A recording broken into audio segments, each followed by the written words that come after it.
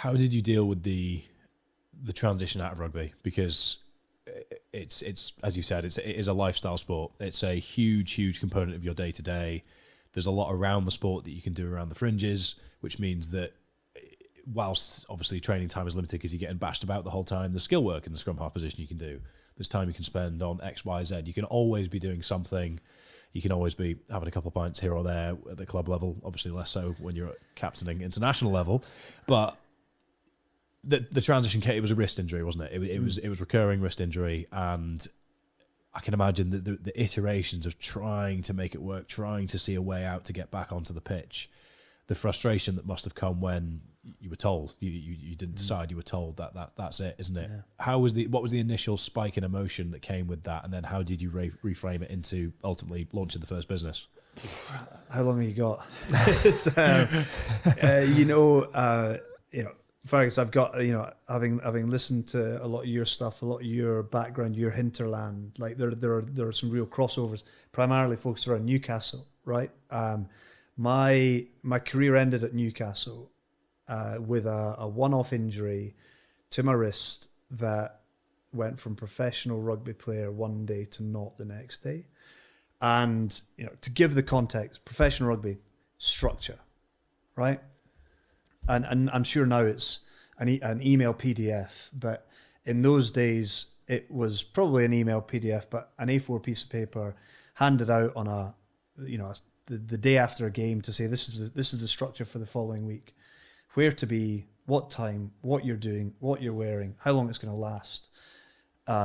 Meal times would be allocated in there. You'd know who you were going to be surrounded with, whether it's backs, forwards, units, weight sessions, speed sessions, rugby sessions, defence, attack, kicking, skills, whatever it would be, right?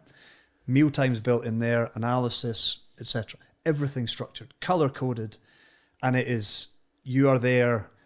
If you're not early, you're late. There will be punishments, and it's just all built around discipline that the framework gave you, right? So you go from that to, I'll never forget it, Monday morning, drove from Newcastle to Leeds to the hospital down there to see the lead hand and wrist specialist in Europe, Doug Campbell. Wonderful Scottish man. He's the kind of lead guy for the European Tour golf and so on. Like, brilliant bloke, incredibly good at his job. And I went down there and I sat down with him, and we did a bit of a scan, and then he did an assessment, then a scan, and then looked at the results, and he was like, "Rory, I'm sorry to say you're done." I was like, "Okay, when?" Like, I've got presumably I played at the weekend. I've trained with the boys all through this pre-season, where like it doesn't feel that bad. And then he just said, "Look, you're one bad knock away from a wrist replacement," which at that stage there had been 300 done in the general public in Europe.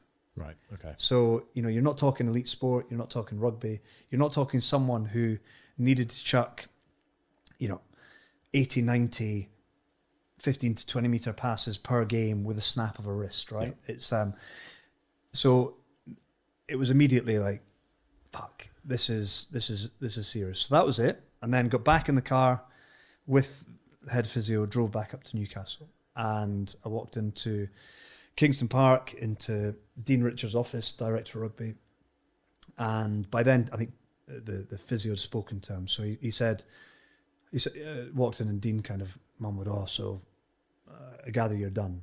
And I was like, yeah, absolutely devastated, incredibly sad, tough to take, blah blah blah. And he said, okay, well look, we'll sort out a settlement, a financial settlement or whatever it is. Grab your stuff. You don't need to bother coming in anymore.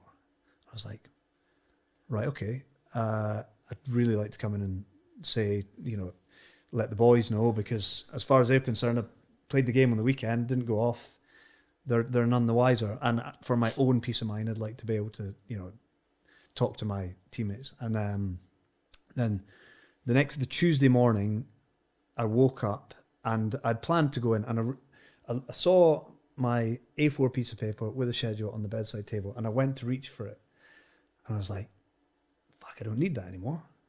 Like, that has no relevance to my life anymore. And it was almost had this drone view of myself being kind of weighed down in the bed as this 5-ton weight. And I was like, I can't move. I don't know where I need to go. I don't know what I need to be doing, but I'm going to have to work it out for myself. And I went into training and told the boys, and I was pretty emotional about it. And then I'd only been at Newcastle 15 months maybe by then. So I had to work out what the hell I was going to do. And, I had a little bit of time, a few months with the settlement that Newcastle paid to be able to work it out for myself. But it was dark. Like, I lost identity. I lost the structure. I lost the framework. I probably, or almost certainly, didn't go to the right people to help. I didn't reach out. I had to start again, but I didn't know where to start again. And being honest, I probably took 6 months to work out what it was going to do. I probably met 150 people for coffee. What do you do? What does that mean? What does the job entail? What do you like about it? What do you not like about it? And then along the way, I had a great chat with, a great mate who we ended up deciding to launch a business ourselves. And I launched and ran that for 6 years. But honestly, I was probably struggling for identity until I got into doing what I do now. And that's, a lot of that's on me understanding the right questions that I would have asked, or I should have asked, or the people that I should have gone to. But it's tough. You ask anybody to stop the career that they're doing now and then work out what they're going to do next.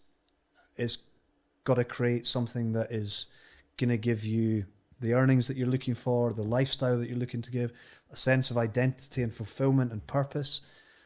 Ain't easy. And it's something that I'm incredibly passionate about. I'd like to be able to help anybody coming out the game now.